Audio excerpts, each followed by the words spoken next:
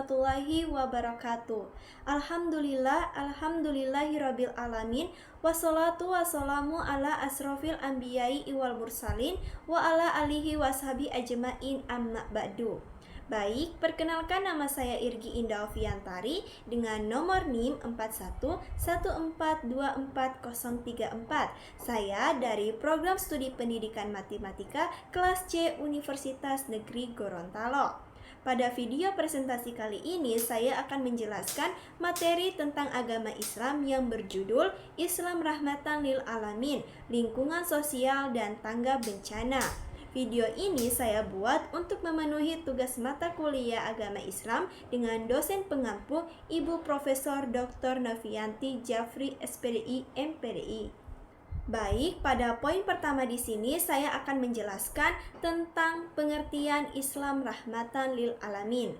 Nah, sebelum mengetahui pengertian tentang Islam Rahmatan lil Alamin, kita harus ketahui dulu apa itu pengertian Islam. Jadi, secara etimologi, kata Islam berasal dari bahasa Arab, yaitu salama yang membawa arti patuh, tunduk, selamat, damai, dan sejahtera.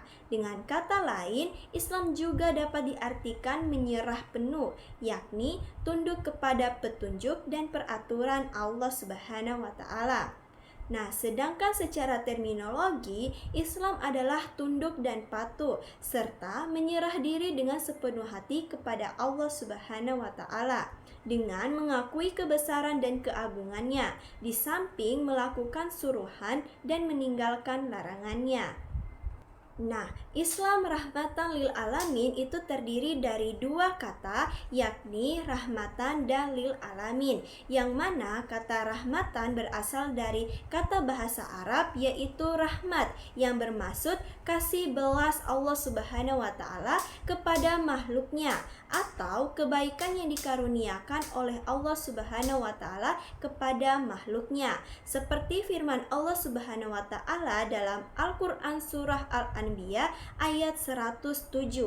Pada ayat tersebut menjelaskan bahwa kalau Islam dilakukan secara benar, dengan sendirinya akan mendatangkan rahmat untuk orang Islam maupun seluruh alam. Nah, sedangkan kata al-alamin berasal dari bahasa Arab alamin, yaitu yang dijamakan menjadi al-alamin, yang artinya alam semesta yang mencakup bumi beserta isinya. Nah, dari pengertian tersebut dapat disimpulkan bahwa Islam sebagai agama rahmatan lil alamin. Artinya, Islam merupakan agama yang membawa rahmat dan kesejahteraan bagi seluruh alam semesta, termasuk hewan, tumbuhan, dan jin, apalagi manusia. Nah, adapun konsep Islam Rahmatan lil Alamin, yaitu pernyataan bahwa Islam adalah agama rahmatan lil alamin, sebenarnya adalah kesimpulan dari firman Allah Subhanahu wa Ta'ala. Berikut adalah firman-Nya, yaitu kami tidak mengutus engkau, wahai Muhammad, melainkan sebagai rahmat bagi seluruh alam semesta. Tugas Nabi Muhammad adalah membawa rahmat bagi sekalian alam. Maka itu pula lah risalah yang dibawanya. Tegasnya risalah Islam itu mendatangkan rahmat buat seluruh alam.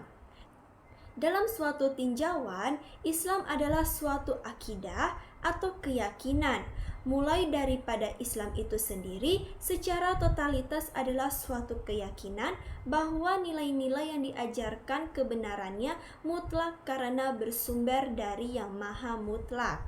Nah, Islamlah yang harus memimpin jalannya sejarah menuju kepada hidup dan kehidupan yang bahagia atau hayatun thayyibatun, dalam rangka masyarakat yang sejahtera dan bahagia di bawah naungan ampunan Allah Subhanahu wa Ta'ala, atau baldatun thayyibatun wa rabbun ghafur. Nah, selanjutnya perwujudan Islam Rahmatan lil Alamin. Perwujudan Islam rahmatan lil alamin yaitu yang pertama menghindari anggapan bahwa agama yang dianut adalah agama yang paling suci dan benar. Kedua, tidak memaksakan agama sendiri untuk diikuti oleh orang lain. Ketiga, tidak melakukan segala perbuatan yang memicu permusuhan dan kebencian. Keempat, tidak menjauhi orang lain hanya karena berbeda agama. Kelima, tidak menganggap bahwa diri sendiri sebagai hamba yang suci dan dekat dengan Allah meskipun sudah melakukan banyak ibadah.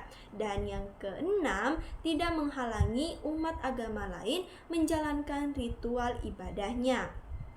Nah, selanjutnya implementasi Islam rahmatan lil alamin. Ajaran agama Islam merupakan ajaran yang rahmatan lil alamin atau rahmat bagi seluruh alam.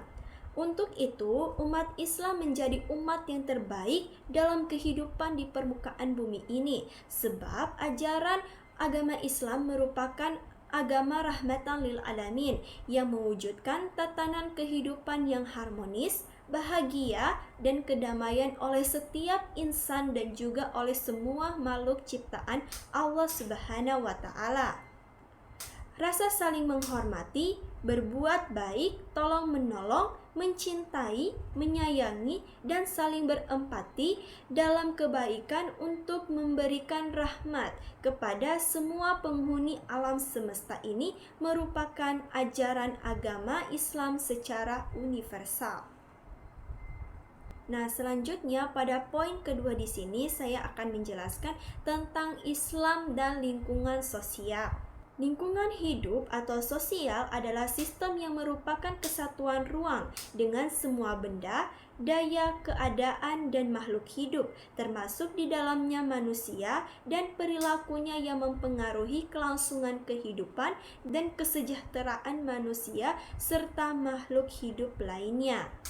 Lingkungan hidup atau sosial merupakan dukungan terhadap kehidupan dan kesejahteraan, bukan saja terhadap manusia, tetapi juga makhluk lain seperti hewan dan tumbuhan. Oleh karena itu, seluruh isi alam diperuntukkan bagi kelangsungan hidup dan kesejahteraan manusia.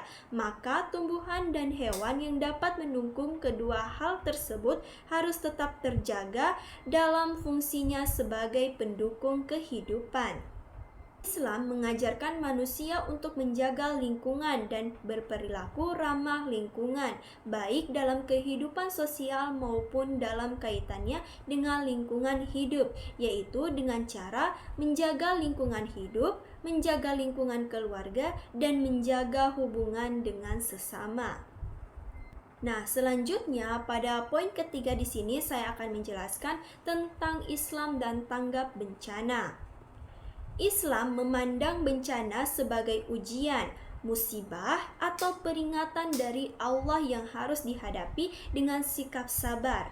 Islam juga mengajarkan untuk tidak putus asa dan bersikap positif terhadap pertolongan Allah.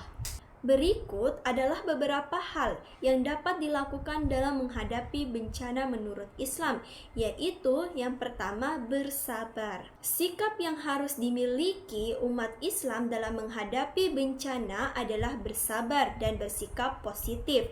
Dalam Al-Quran disebutkan bahwa umat Islam yang ditimpa musibah harus mengucapkan innalillahi wa innalillahi roji'un. Kedua adalah membangun fasilitas penanggulangan bencana.